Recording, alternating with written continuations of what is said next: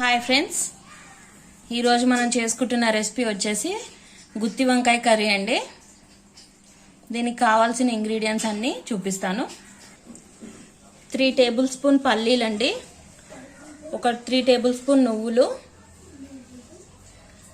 ధనియాల పొడి 2 table spoon, ఉప్పు తగినంత, జీలకర్ర వెల్లుల్లి వేసిన 1 టేబుల్ స్పూన్ కారం దంచుకొని పెట్టుకుంది, కొంచెం పసుపు, అలాగే కట్ చేసి పెట్టుకున్న ఒక పెద్ద ఆనియన్, 2-3 పచ్చిమిర్చి, 2 టమాటాలు ఎర్రగా ఉన్నవి, కొంచెం కరివేపాకు, సన్నగా తరిగి పెట్టుకున్న ఒక చిన్న కొబ్బరి ముక్కండి.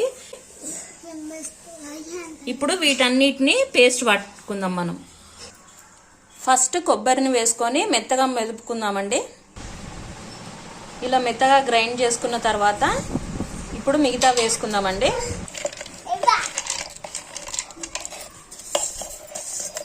పల్లీలు, నువ్వులు, ఉల్లిపాయ ముక్కలు, టమాటా ముక్కలు వేసి మళ్ళీ ఒకసారి గ్రైండ్ చేసుకోవాలండి. ఇలా మెత్తగా గ్రైండ్ చేసుకోవాలండి. ఇప్పుడు ధనియాల పొడి, మిగతా మనం వేసుకున్న పొడులు కూడా అన్నీ వేసుకోవాలండి. పసుపు, ఉప్పు, కారం, ధనియాల పొడి అన్నీ వేసి మళ్ళీ ఒకసారి గ్రైండ్ చేసుకోవాలి. వీటిని ఇలా 4 పక్కల కట్ చేసుకోవాలండి. కట్ చేసుకొని ఆల్రెడీ మనం సాల్ట్ వేసి పెట్టుకున్న వాటర్లో వేస్తూ ఉండాలి.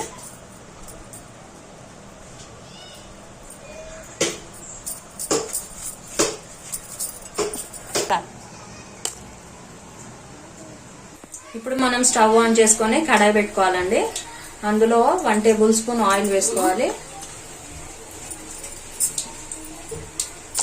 ఇప్పుడు మనం కట్ చేసి పెట్టుకున్న వంకాయలని అందులో వేసుకోవాలండి.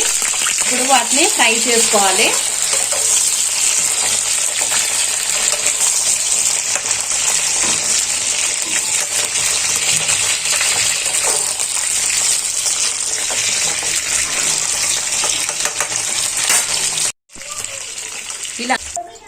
ఇలా అంతా వేగిన తర్వాత తీసి ఒక గిన్నెలో అయితే పెట్టుకున్నామండి.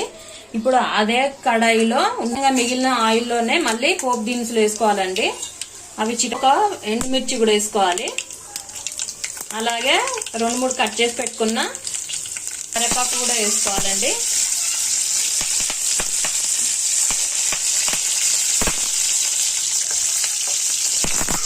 వేసుకొని అంతా ఒకసారి కలుపుకోవాలి. ఇప్పుడు అందులోనే 1 టేబుల్ స్పూన్ అల్లం వెల్లుల్లి పేస్ట్ కూడా వేసుకోవాలి.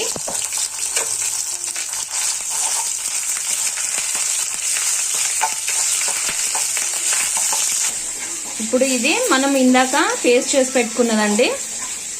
ఇప్పుడు దాంట్లో వేసేసుకుందాం.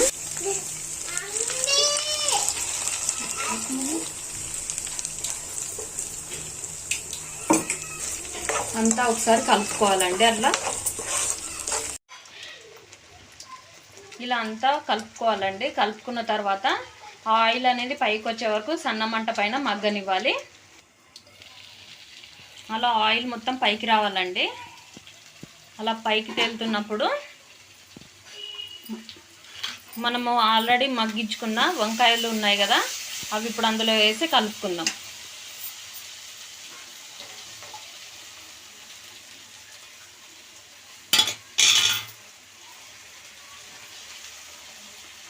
ముక్కలకంతా బాగా పట్టేటట్టు కలుపుకోవాలి.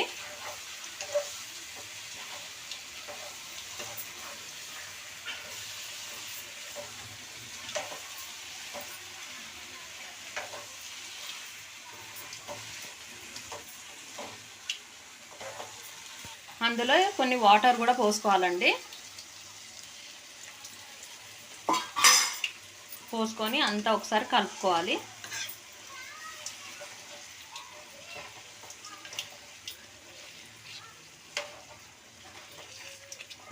అలా కలుపుకొని ఒక 5 మినిట్స్ మూత పెట్టుకుందాము. మీడియం ఫ్లేమ్లో పెట్టేసుకొని మూత పెట్టుకోండి.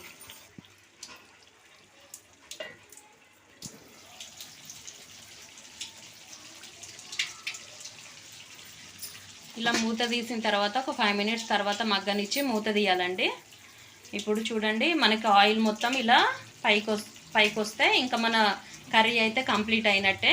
మళ్ళీ ఒకసారి కలుపుకుందాము.